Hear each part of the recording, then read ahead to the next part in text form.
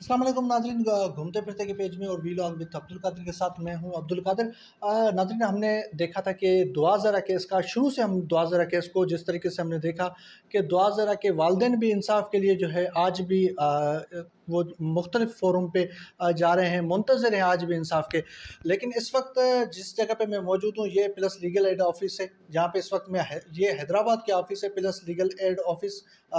मैं इस वक्त वहाँ पे मौजूद हूँ। यहाँ पे मेरे साथ जो मौजूद हैं, आपने सुना होगा उम्मे हानी का केस, जो मुख्तलिफ जो सोशल वर्कर्स हैं, उसके अलावा मैडम शैला रज़ा ने भी जो उम्मे हानी की बात की, दीगर जितने भी लोग हैं, अभी उम्मे हानी का जो केस है वो भी कहा जा रहा है कि दुआ ज़रा के केस की तरह ही एक केस है। उसके वालिद भी उनके वालिद भी इस वक्त मेरे साथ मौजूद हैं। इस उम्मे हानी के उनका भी ये कहना है कि मेरी बच्ची का भी केस उसी तरीक़े का है जिस तरीके का दुआ ज़रा का केस था। इस वक्त हमारे साथ मौजूद हैं उनके वालिद, उनसे पूछते हैं। सर, पहले तो आप बताएं आपकी बच्ची कब लापता हुई थी? बिस्मिल्लाहिर्रहमानिर्रहीम। मैं जो है मोहम्मद नासिर हैदराबाद से उम्मे हानी का वालिद हूँ। मेरी बच्ची जो है वो 21 तारीख को 2 से ढाई बजे के दरमियान में जो है सिलाई सेंटर गई थी। उसके बाद से वो लापता हो गई। फिर हम लोग उसकी तलाश करते रहे, तलाश करते करते जो है फिर उसका पता ना चला, तो फिर हम थाने पे गए। थाने पे हमने दरख्वास्त दायर की और दरख्वास्त दायर करने के बाद जो है फिर जो है वो कोई कार्रवाई ऐसी ना अमल में आ सकी। तो फिर दूसरे दिन जो है हम लोगों ने उसको मालूमात हुई, जो से मालूमात करते हुए पता चला, तो फिर जो है एक अयाज़ नामी शख्स है जो बिलाल उर्फ़ आफ्ताब जो है उसके चचा का लड़का है, उसको हमने जो है अरेस्ट करवाया। तो उसको दूसरे दिन जो है वो जो है जब अरेस्ट करवाया तो उसके बाद जो है उसकी बीवी जो सहूलतकार हैं, उसकी बीवी भी शामिल है जो है। तो वो जो है आकर जो है वो थाने पर जो है एसएचओ साहब से पता नहीं क्या बात की, तो एसएचओ साहब ने उनको छोड़ दिया कि कल ये कह रहे हैं कि कल आपकी बच्ची को हम ये बोल रहे हैं कि हम पेश कर देंगे। फिर दूसरे दिन जो है हम लोग इंतज़ार करते रहे लेकिन वो पेश नहीं किया। फिर हमने जो है तफ्तीशी ऑफिसर जो था, हमने उससे कहा कि भाई हमारी जो है आप और लोगों को गिरफ़्तार करें, उन लोगों का पता चल रहा है जहाँ जहाँ हैं वो, हमारी बच्ची जो है उसका कोई पता नहीं चल रहा है, आप जो है इस तरीके से उनकी मालूमात करें। तो फिर उन लोगों ने जो है कहा कि जब तक आपकी एफआईआर नहीं होगी हम आपकी जो है इस के ऊपर कोई कार्रवाई नहीं करेंगे। फिर हम लोगों ने महल्ले के कुछ लोगों को, इधर जो है हमारे जो है वो इलाके के लोग हैं, उनसे हमने कहा कि भाई हमारी एफआईआर नहीं हो रही है। तो उन लोगों ने फिर एसएचओ साहब से बात की। तो 23 तारीख की रात को 10:30 और 11 के दरमियान में हमारी एफआईआर जो है वो हुई। तो उसके बाद फिर क्या हुआ कि 24 तारीख को 4 बजे के करीब जो है हमने वो जो लड़का आफ्ताब है उसके भाई छोटा इम्तियाज़, उसको हमने जो है अरेस्ट करवाया। तो उसको अरेस्ट करवाने के बाद फिर एसएचओ साहब ने कहा कि भाई देखते हैं इनके कोई आएंगे बड़े, तो उनसे बातचीत करते हैं, जो भी जैसा होगा उनसे रिकवर कराते हैं बच्ची को। तो फिर उसके बाद जो है रात को हम जब 10 बजे के बाद हम थाने पे गए, तो हमें वहाँ के जो है थाने के जो मुंशी है, जो ऑफिसर है, उन्होंने कहा कि भाई आपकी बच्ची का जो है वो निकाहनामा आ गया है। तो हमने कहा भाई निकाहनामा आ गया है? तो उन्होंने कहा भाई आपकी एफआईआर अब ख़त्म हो गई है, अब ये कि आपकी बच्ची का निकाहनामा आ गया है। तो मैंने कहा ठीक है, मेरी बच्ची का अगर निकाहनामा आ गया है तो मेरी बच्ची को पेश कराया जाए, ताकि मेरे सामने बयान कराया जाए, ताकि पता चले मेरी बच्ची जो है वो हयात है, ज़िंदा है या नहीं है, कहाँ है, किस हाल में है। तो उसके बाद से जो है तकरीबन जो है वो 1 महीना 6 दिन तक हमारी बच्ची का कुछ पता नहीं चला। फिर उसके बाद जो है हम लोगों ने एसएचओ साहब से दरखास्तें करते रहे कि देखें वो लोग 1 महीना हो गया अभी तक कोई कार्रवाई, कोई राब्ता नहीं हो पा रहा है, हमारी बच्ची का पता ही नहीं चल रहा है कि बच्ची, क्योंकि हमें जो पता चल रहा था, मालूमात हो रही थी हम लोगों के, उनके इलाका है पाकोला का, हम लोग परेडाबाद के अंदर रहते हैं, हमारे इलाके से बहुत दूर का इलाका है वो। तो वो जो है वहाँ पर हम उनके इलाके में गए तो वहाँ पर मालूमात हुई कि ये लोग कारोबार करते हैं, इसी तरीके से पार्कों में यहाँ पर जाकर लड़कियों से दोस्ती करते हैं, फिर उनको नंबर देते हैं, फिर उनसे राब्ते हो जाते हैं। फिर वो लोग जो क्या करते हैं कि शादी कर लेते हैं, और शादी करने के बाद या तो कारोबार में लगा देते हैं या फिर क्या करते हैं कि वो आगे फ़रोख्त कर देते हैं। इसके बारे में हमें जो है उसके जो चचाज़ाद, आफ्ताब के चचाज़ाद भाई जो अयाज़ है, उसकी बीवी ने बाकायदगी से हमारे घरों पर फ़ोन करके मेरी बीवी से और मेरे बेटे से बातचीत की है, जिसकी हमारे पास रिकॉर्डिंग मौजूद है कि भाई तुम्हारी बच्ची को वो बेच रहे हैं, पठानों से अभी जो है उनका सौदा चल रहा है। ये वो हमें इतना खौफ ज़दा कर दिया, इतना डरा दिया गया कि उसके बाद हम लोग फिर थाने के ऊपर गए, उनको जाकर रिकॉर्डिंग सुनाई है कि भाई इस तरीके के मामला हैं। تو پھر تفتیشی آفیسر جو ہے وہ ہمیں لوکیشن کے اوپر کراچی گلشن معمار، وہاں پر اس کا ماموں کا رشتہ ہے کوئی شبیر احمد جو اسٹیٹ ایجنسی ہے. جب ہم وہاں پر پہنچے تو وہاں پر جو ہے کافی دیر 2-3 گھنٹے کے بعد جو ہے وہ جو ہے انہوں نے پھر ایک جو ہے تفتیشی آفیسر کو ایک واٹس اپ کیا، ایک لیٹر تھا کوئی، کہ پھر بولا کہ بھائی وہ لوگ ہائی کورٹ میں کیس داخل کر رہے ہیں آپ کے خلاف. یہ کہہ کر ہمیں تفتیشی آفیسر واپسی لے کر آ گیا. پھر اس کے بعد ہم تفتیشی آفیسر کے پاس روزانہ جاتے رہے تو انہوں نے کہا 21 تاریخ آپ کی کورٹ کی ہے. پھر جب ہم 21 تاریخ کا جب قریب آئی تو وہ کہنے لگے 21 نہیں ہے 27 ہے. ہمیں مسئلہ کے بریک لگایا گیا اور ہمیں روکا گیا اس معاملے سے. اور وہ اس طرح ہوا کہ پھر انہوں نے ہمارے ہی خلاف کیس کیا اور ہماری بچی سے ہماری غیر موجودگی میں ہی بیان کرا کر اور وہ لوگ جو ہے لے گئے. پھر ہم لوگ 27 تاریخ کو وہاں پر کورٹ میں پہنچے عدلیہ کے پاس. تو وہاں پر ہم نے اپیل کی، درخواست کی کہ ہماری بچی نابالغ ہے، اس نے 6 کلاس کا 6ٹھی کلاس کا ایگزام دیا ہے، 7th کلاس میں بھی وہ گئی ہے، 2010 کی اس کی پیدائش ہے.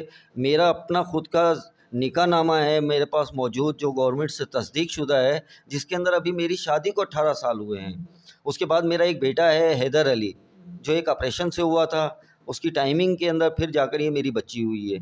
تو میری خود کی شادی کو بھی 18 سال نہیں ہوئے. انہوں نے عدلیہ کو اور حکمرانوں کو گمراہ کیا اور ایک غلط جو ہے بچی کی عمر لکھوا کر اور جو ہے نا اس بچی سے نکاح کا جو ہے نا وہ نکاح فارم کیا اور وہ جو ہے اور عدلیہ کو گمراہ کر اور وہ لوگ میری بچی کو لے کر چلے گئے.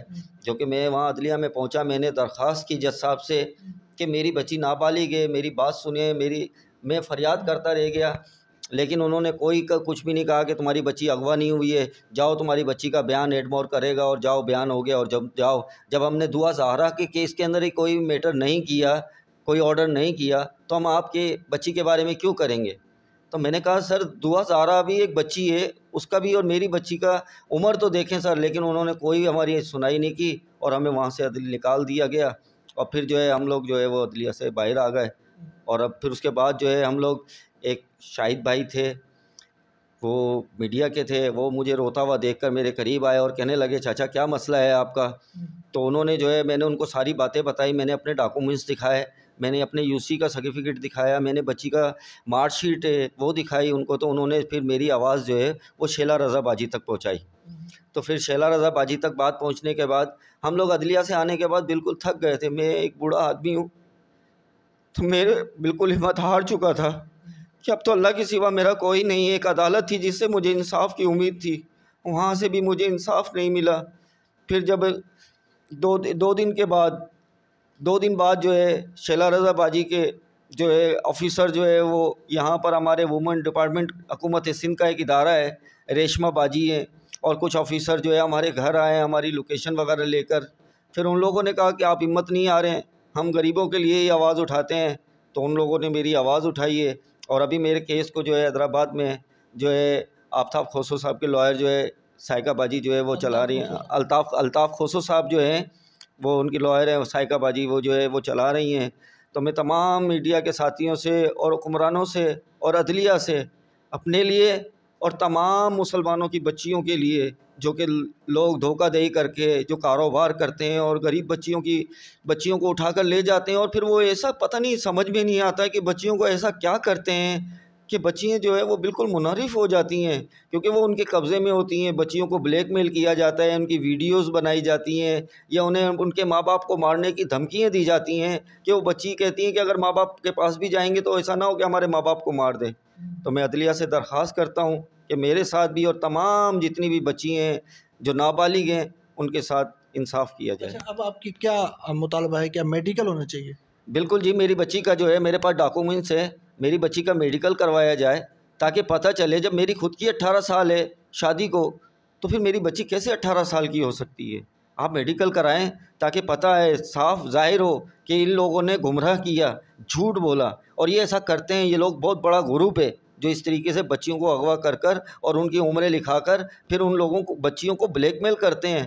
آپ دیکھیں تو صحیح، ایک پکوڑے کا ٹھیلا لگانے والا اور ایک غریب آدمی کی بچی کو لے کر چلا گیا. وہ آپ خود معلومات تو کریں، کیسے انسان صبر کرے گا اپنی بچی کے لیے؟ آج میری بچی کو 1.5 مہینہ ہو گیا ہے. اچھا، بچی آپ کی کیا گھر سے نکلی تھی؟ کیا تھا پہلے یہ بتائیں.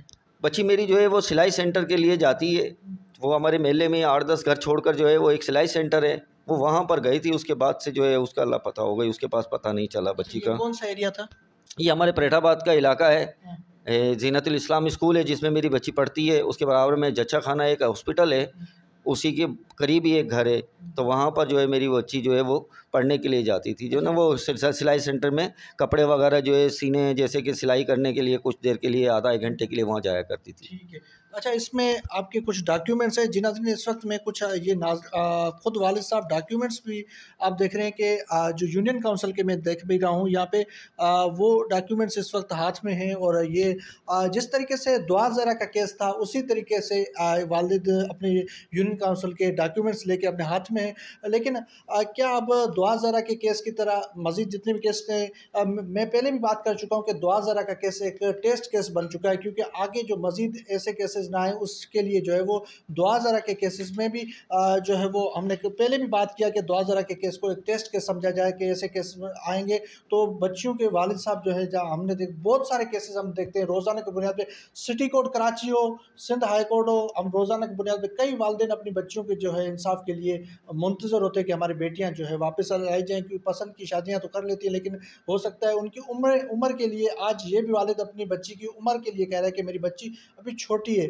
لیکن اس کے لیے میڈیکل بورڈ بٹھایا جائے، پلس لیگل ایڈ آفس پورا اس کا کیس دیکھ بھی رہا ہے، لیکن اس وقت اگر میں بات کروں دعا زرہ کیس کی اور ام ہانی کی کیس کی تو اس میں کوئی فرق نہیں ہے، دونوں کیس ایک ہی طرح کے ہیں، ایک ہی طرح کے کیسز ہیں۔ یہ والد جو ہے وہ حیدرآباد کی رہائشی ہیں، آج میں حیدرآباد آیا ہوں ان سے خصوصی ملنے، کیونکہ پلس لیگل ایڈ آفس کی جانب سے یہ رابطہ کیا گیا تھا کہ آپ جائیں، یہ کیس بھی جو ہے وہ اسی طرح کا ہے جس طریقے سے دعا زرہ کا کیس تھا۔ دیکھا تھا پہلے شروع میں جس طریقے سے ہم نے دیکھا دعا زرہ کا کیس بھی پلس لیگل ایڈ آفس کے الطاف کوسو صاحب لے کے چل رہے تھے، اب دوبارہ جو ہے ام ہانی کا کیس ہے۔ شیلا رضا نے بھی بات کی کہ اس بچی کو بھی جو ہے وہ انصاف دلایا جائے، اپنے والد جو ہے وہ انصاف کے منتظر ہیں، انہیں بھی انصاف دلایا جائے۔ تو اس وقت ہم یہاں پہ حیدرآباد میں موجود ہیں، ہم دوسری ویڈیو میں آپ کو جو حیدرآباد میں ان کی کیس وکیل جو لڑ رہی ہیں ان سے بھی ہم بات کریں گے۔